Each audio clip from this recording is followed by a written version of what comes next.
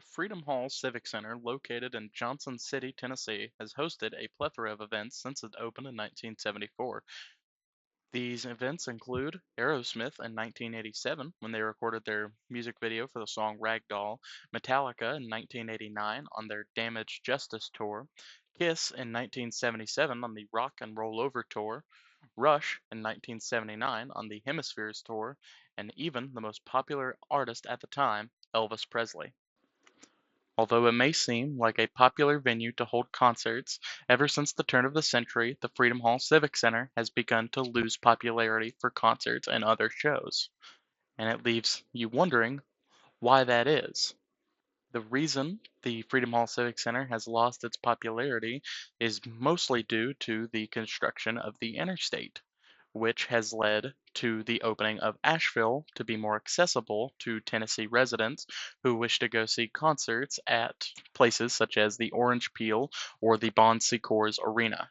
The interstate isn't the only thing that has hindered bands from coming to Freedom Hall. The ETSU men's basketball team also uses that as their home venue and has played there since 2014. The Bucs were offered Freedom Hall as their home venue. In exchange, they would spend the money that they were going to spend upgrading their previous home, the Mini Dome, as it's called, or the Ballot Health Athletic Center, and they would use that money to go towards Freedom Hall. A total of $750,000 was spent to renovate Freedom Hall and turn it into the place it is today. Another reason the venue may not be used as much as it used to is due to an incident that took place in the 90s between Rob Zombie and the event owners. In the 90s, Rob Zombie was banned from Freedom Hall for being seen as an anti-Christian figure. This would result in a show he was set to play at Freedom Hall being moved to Viking Hall in Bristol.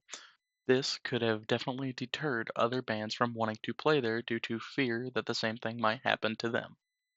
The renovations that helped ETSU jump ship from the Mini-Dome to Freedom Hall included new seats and a new color scheme, as the venue was previously played in by Science Hill, and all of the colors were red and gold. These colors have since been changed to blue. Freedom Hall wasn't always looked upon favorably, though, by fans of ETSU, as they said the place was, quote, a dump, and said that it was worthless moving from one dump to another when referring to moving from the Mini Dome to Freedom Hall. ETSU basketball isn't the only thing that Freedom Hall hosts, as it also hosts multiple wrestling events.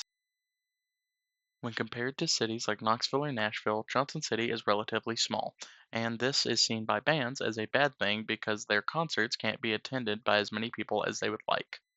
This does not seem to be a problem for Johnson City and the Freedom Hall Civic Center, as they are still able to attract many bands and events to come to them.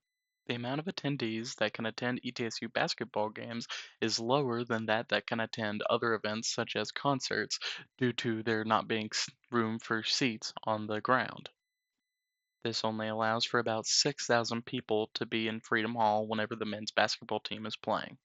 With the venues previously mentioned holding the most amount of concerts, as well as new Nissan Stadium, which is being built in Nashville, and Thompson Bowling Arena being able to host more than 8,000 people, which is Freedom Hall's current limit, there seems to be no intention of getting big bands back in Freedom Hall, but they still host plenty of events such as the circus and ETSU basketball games. There does not appear to be any movement towards the Bucs leaving Freedom Hall. This will continue to limit the amount of concerts that are at Freedom Hall. However, this will not completely eradicate concerts from being held at Freedom Hall, as bands such as Whiskey Myers and Warrant have played recently and are scheduled to play. The Freedom Hall Civic Center also hosts the Harlem Globetrotters whenever they go on tour. Even though Freedom Hall has lost the big bands that used to play there, they are still making up for it by hosting ETSU men's basketball games from November until March. Along with the Globetrotters, Freedom Hall also hosts the Big South Conference Championship. Ever since it was renovated, the Freedom Hall Civic Center has been hosting basketball events for college and professional teams. Although it may not be possible for Freedom Hall to capture the popularity it had back in the late 90s, it has certainly found what it is very good at, and that is attracting a big crowd. and it should continue to do so for years, if not decades.